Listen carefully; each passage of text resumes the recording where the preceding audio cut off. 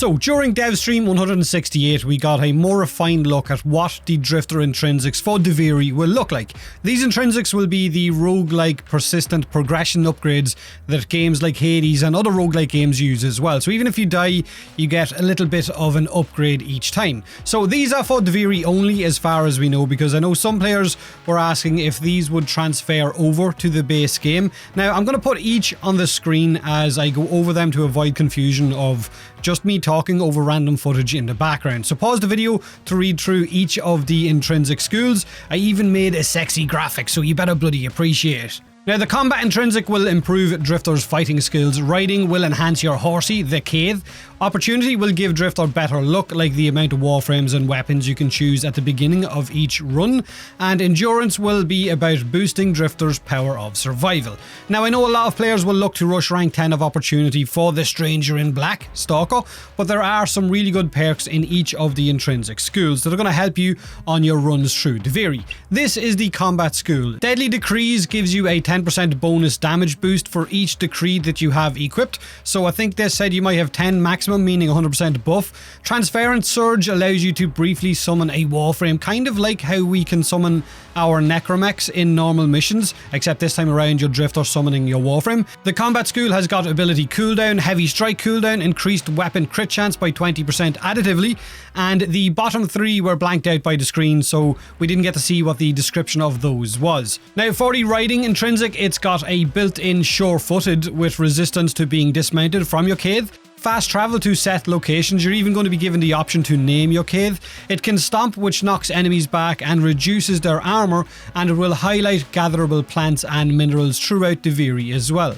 So it's going to be a benefit having this thing to go around farming. Now for the opportunity intrinsic, you get the option of extra decrees when choosing. You can gain a decree simply by loading into Duviri, so you're already starting with one equipped. Increased chance at rare decrees. Akrithis, the vendor, will now have one arcane a day for you to purchase. You can gain additional weapon and warframe slots to choose from when starting your run. And of course, at the bottom you've got the Stranger in Black, which is Stalker, and you're going to get to play as him, if he shows up on rotation, that is. Now for the 10 levels of the endurance intrinsic, you have each decree giving Drifter 25 health, so with the 10 decrees maximum that you can get, I think 250 health on top of what you already have. When you gain a decree, it can fully restore your health. Remember, this is a rogue-like mode, so your run ends when you die, so having the ability to instantly restore your health whenever you pick up a decree is going to be a huge benefit. For the determination thing, third one down, demoralization might be a growing debuff that either reduces health or is a fail game state,